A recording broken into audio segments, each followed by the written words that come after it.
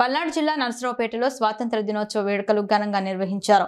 ఈ కార్యక్రమంలో పౌర సరఫరాల శాఖ మంత్రి నాదెండ్ల మనోహర్, ఎంపీ లావు శ్రీకృష్ణ దేవరాయలు, జిల్లా కలెక్టర్ అరుణ్ బాబు, జిల్లా ఎస్పీ శ్రీనివాసరావు, ఎమ్మెల్యే చెదలవాడ అరవింద్ బాబు పాల్గొన్నారు.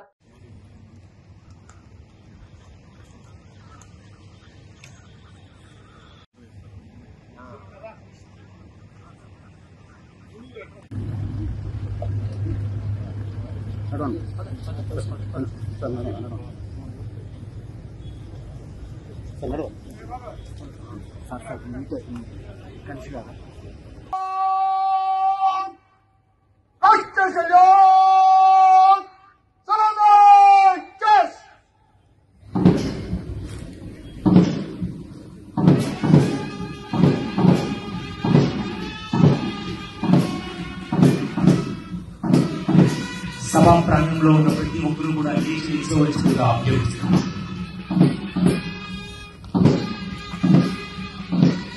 కమాండర్ గారు సెకండరీ క్లాస్ ఎదురుగా వస్తున్నారు.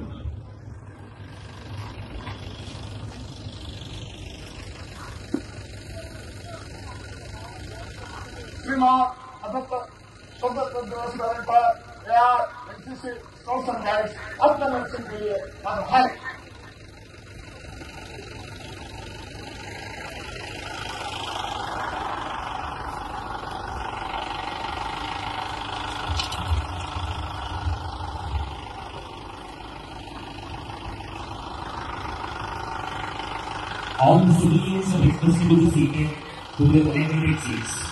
The armed reserve contingent and the civilian reserve contingent is also taking part in our 78th Independence Day parade, which is being led by President from Moscow Boys High School.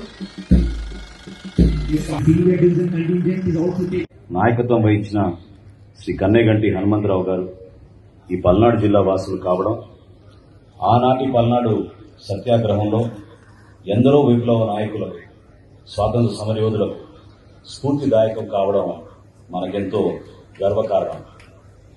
జిల్లాలో వివిధ సంక్షేమ మరియు అభివృద్ధి కార్యక్రమాలు సమర్థవంతంగా నిర్వహించడానికి తగు సూచనలు, సలహాలు అందిస్తున్న గౌరవ ముఖ్యమంత్రి గారు శ్రీ నారా చంద్రబాబు నాయుడు గారికి, అదేవిధంగా ఉప ముఖ్యమంత్రి గారు శ్రీ కొండల పవన్ కళ్యాణ్ గారికి జిల్లా ప్రజానీకం తరఫున ప్రత్యేక కృతజ్ఞతలు చేస్తున్నాం. జిల్లాలో జరుగుతున్న సంక్షేమం మరియు అభివృద్ధి కార్యక్రమాలను మీకు తెలియజేయడం మా కర్తవ్యం. వ్యవసాయ శాఖ గురించి ముందుగా మాట్లాడతాం. ఈ ఖరీఫ్ సీజన్ కు 421 రైతు సేవా కేంద్రాల ద్వారా ఇప్పటి వరకు రాయితీపై 2,78,00,000 విలువ కలిగిన పచ్చి రొట్ట, కంది మరియు వరి విత్తనములను సరఫరా చేయడం జరిగింది. అదేవిధంగా వ్యవసాయ మార్కెటింగ్ శాఖ ద్వారా ప్రస్తుత ఆర్థిక సంవత్సరానికి జిల్లాలో 4,94,00,000 మార్కెట్ ఫీజులు వసూలు చేయడం జరిగింది. ఈ సంవత్సరం జులై మాసం నాటికి 4,677 మంది రైతులకు 22,12,00,000 విలువైన మిర్చిని ఈనాం ద్వారా అమ్ముకునే మంచి ధరను పొందారు. జిల్లాలోని చిలుకూరుపేటలో రైతు బజార్ ఉండగా మిగిలిన 6 పట్టణాల్లో కూడా ఈ సంవత్సరం నూతనంగా రైతు బజార్ను ఏర్పాటు చేయడానికి మా యంత్రాంగం సిద్ధపడుతోంది.